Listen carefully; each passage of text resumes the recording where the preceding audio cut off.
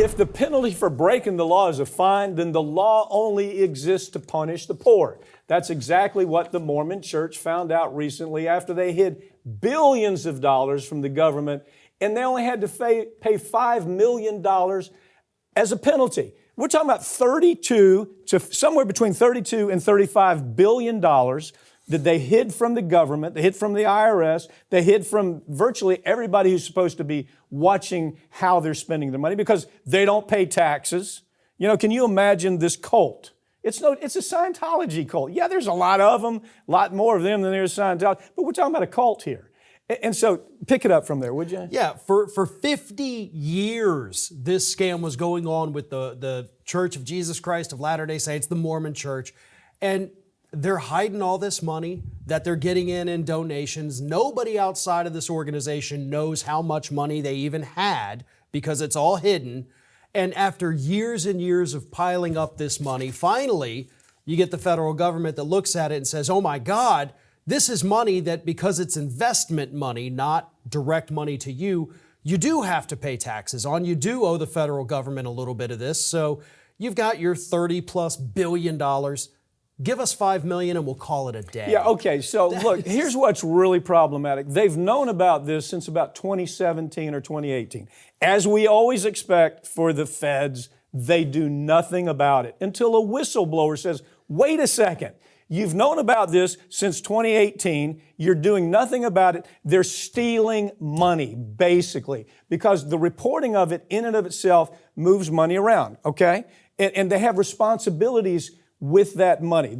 They have a responsibility to say, hey, where did the money come from? How are you using the money? Is it money that investors put in? Is it money that you've collected at your church?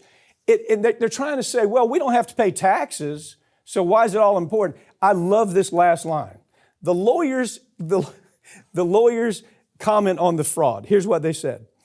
Okay, first of all, yes, we lied to the SEC. We lied to the IRS. We regret our fraud, and we consider this issue closed. The arrogance of that.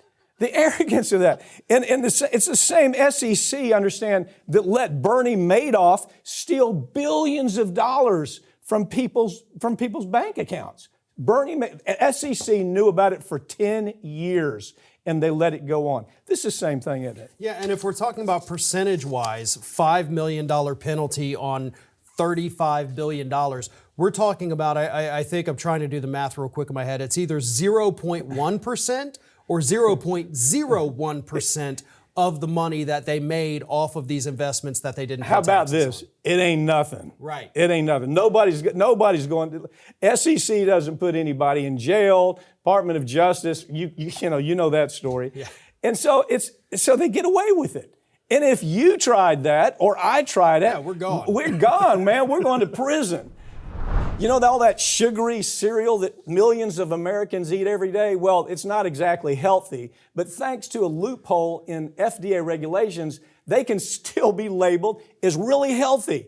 Good for consumers, good for your children, good for your health. And now the FDA wants to change that. Some of the biggest cereal makers are spending millions of dollars to make sure that they can call it healthy. Pick it up. This is a truly bizarre story because it's not something people would typically think about, like, what do we care about the cereal? Well, we're lying to consumers is what these cereal companies want to continue to do. They're going to the FDA. They're spending millions on lobbyists to tell them, we've got to be able to lie because if we can't slap that healthy label on, look how brightly colored the sugar is, then we can't sell it. And we're talking about cereals that typically studies have shown children do, double the serving size, which means they're getting as much sugar for breakfast. It's the equivalent of eating just a Snickers bar for breakfast. Okay, so here's their argument. Well, first of all, the craziest argument is, you know what? Constitutionally, we have a right to lie. We can lie to consumers. It's our constitutional right to lie to consumers. Yes, we are lying to consumers, and it's okay, and you can't change that. That's the first argument. The second argument is, you know what? We're really doing this for the American public because poverty-stricken people, they want to make it more affordable and accessible for people who can't afford a lot. So give this to the kids, let them fill up on sugar, send them off to school, and everything's going to be okay. Some of it falls on the parents, right? I mean, some of this really does fall on the parent. A parent reads this, Fruity Pebbles, Lucky Charms. Don't you say, well, there, probably some sugar here. Don't you at least check that out? But the problem is they're selling it as a healthy, safe product for your children. Yeah, and look, there's some vitamins in there. They do pack it in there, but it's the sugar that, of course, is the problem.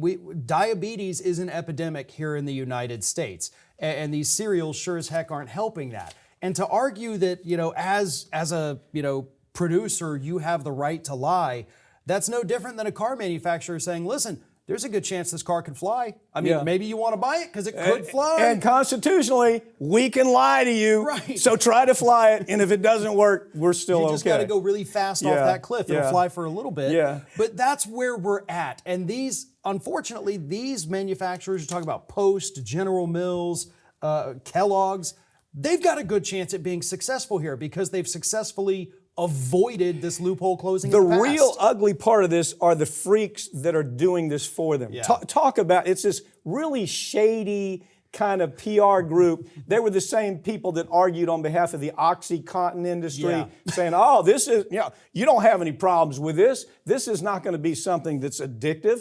These are the same people that the cereal industry, they take them, okay, the Oxy experience killed 150 people a day for, 2 decades? Now, let's talk about this because we want to make your little 7-year-old Freddie into a sumo wrestler. We don't care if he's morbidly fat. We don't care if he gets diabetes because it's our right to lie if we want to lie. Yeah, this group is called the Washington Legal Foundation, which sounds like a very, legal foundation. Of course they're good. Yeah. Now, what it is really just a lobbyist organization. Like you said, they fought on behalf of the opioid manufacturers. They've done all kinds of things with the corn refiners, sugar, pills. Yeah. That is what this group does to make sure we keep those on our streets. But don't you see the connection here? How it's almost dark humor. This creepy Washington organization works in the dark. They worked in the dark on OxyContin, knowing that 150 people a day were dying from OxyContin. Now, let's move over to little 7-year-old fat Freddie, who's eating 2 bowls of this every morning and then off to school, and he ends up with diabetes, he ends up morbidly fat. And what are you going to do about that? It's our right to do it. We have a right to do that. Yeah, it's truly disgusting, even just from the humanitarian aspect of it. You like to talk about all the time, excuse me. These people go home from work and they sit down and the kids are, how was your day at work? Oh, it's great. I fought to make sure that poor people become morbidly obese and end up with health problems. Yeah, what later you're in talking life. about, the people that work for this organization. Yeah. That's your good day, right? I had a success today. We're going to have more little fat Freddies around, 7-year-old sumo wrestlers. We're going to create a whole generation of them because we're going to sell Lucky Charms and Fruity Pebbles. And you know what? We're going to argue we have a constitutional right to lie to the American public to do it. That's that story, isn't it?